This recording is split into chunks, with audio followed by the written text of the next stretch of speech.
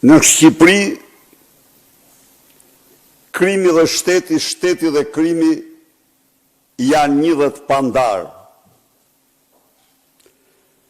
Të pandar publikisht, të pandar në para, të pandar në dokumenta.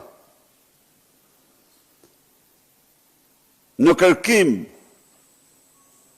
që nga dhjetori vitit kaluar, i arrestuar së fundmi në Francë, sepse fluturoi mbi një larësi që nuk lejohej në një objekt sekret,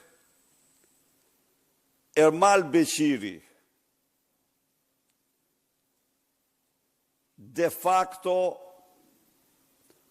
përfaqësues kryesor i familjes Rama në akshin e lindave,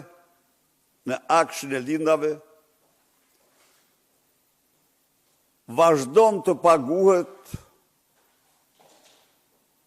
me miliona euro, pavarësisht se ky kriminal ka përvetësuar qindra milion euro për llogarit familjes Rama dhe të tijat.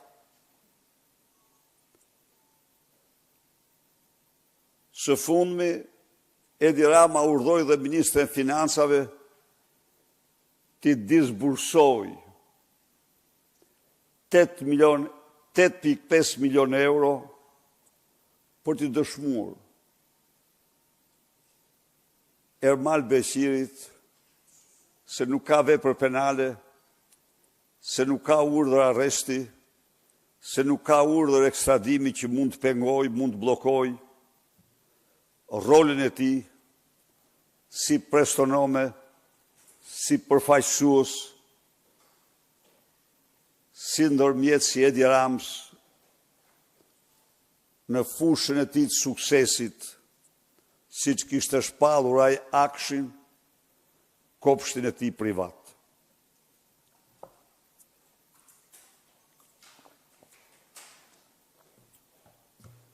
Dënoj me forcën më të madhe këtë akt, si dhe mos bllokim në kompanive të tij nga organet e drejtësisë,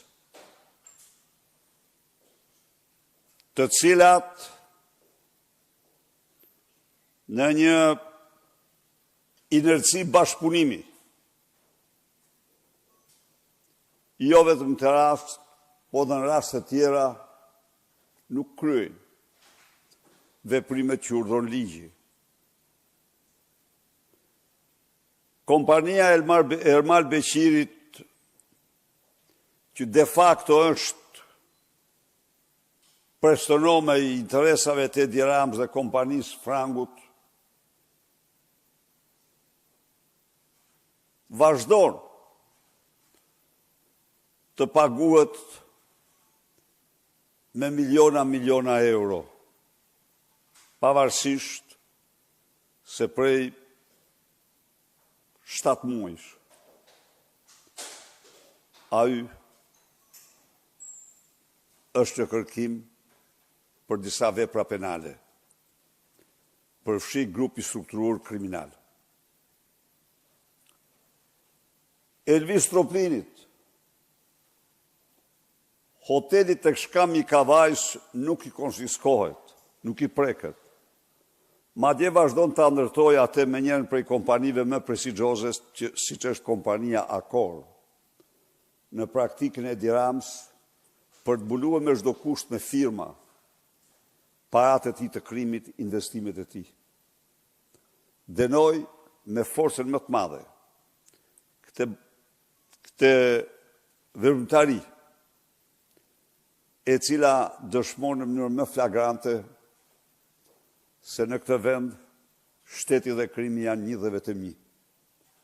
Dhe se në krye të këtij aktiviteti përbashkët qëndron Edi Rama me interesat e tij kriminale dhe organizatën e tij kriminale.